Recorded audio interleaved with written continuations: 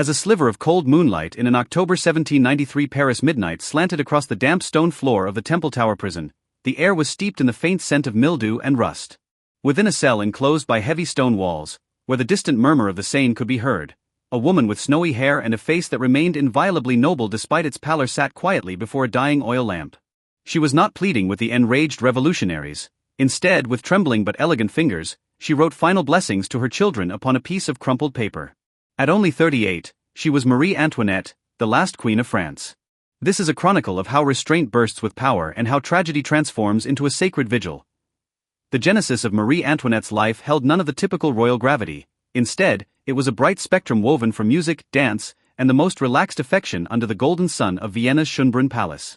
As the youngest daughter of Empress Maria Theresa, she inherited a microcosm shielded by maternal love yet governed by high-stakes political maneuvers. In the Vienna of those days, the melodies of the waltz arrived swifter than the dawn.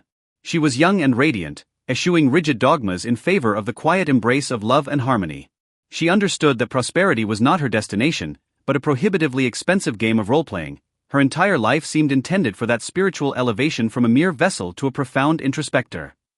If her early journey was a political sacrifice, then her years at Versailles were the practical crucible that pushed her illusory aesthetics to its absolute zenith. She overthrew stagnant court etiquette, decisively moving her life to the imitation village of the Petit Trianon, seeking to replace endless social intrigue with long periods of tranquil leisure. In those quiet afternoons where only the distant bleating of sheep could be heard, Marie donned simple cotton robes to build an intellectual island where she could breathe freely. In that moment, she was the most solitary and steady artisan in all of France, accepting the malice of the masses with silence. This radical focus rendered her like a marble bell tower amidst the turbulent currents of power, solitary yet indestructible.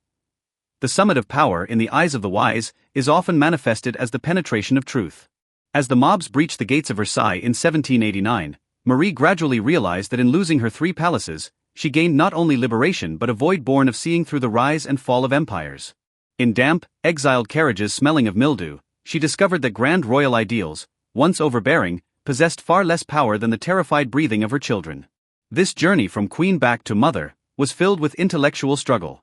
This expansive clarity, born of seeing through material vanity, became her hardest armor, allowing her to face her trial and the collapse of her health with the serenity of a sunset sinking into the Seine. The final season of Marie Antoinette was spent in a state of profound solemnity and a silence illuminated by the radiance of a sage. At the dawn of October 16, 1793, the fine rain in Paris fell soundlessly. Clad in a simple white cotton dress symbolizing purity, her face as pale as a marble icon, she understood that her rose-colored era was drawing to a close, and she would soon be buried in the dust of history. In her final conscious moments, she asked to look upon the grey mists lingering in the Parisian sky. She closed her eyes and traced a final cross of restraint upon her chest. The cold rain carried away the last sigh of this tragic woman, marking the formal end of the Bourbon era in a steady fading echo. The saga of Marie Antoinette thus draws to a slow close amidst the fading dusk of the Place de la Concorde. She was never an opportunist who bartered art for fame. She was merely a weary soul who steadfastly refused to compromise with mediocrity. She reminds us that no matter how mundane or fragmented your life may be, inner tranquility is your only true and eternal refuge. Just as she sat through the coldest winter nights in the Temple Tower, clutching a guttering candle to find a fulcrum for existence within the void through the tip of her pen.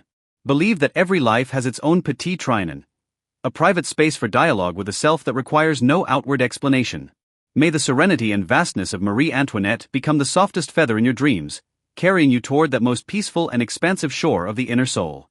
Good night, and may your dreams be fair.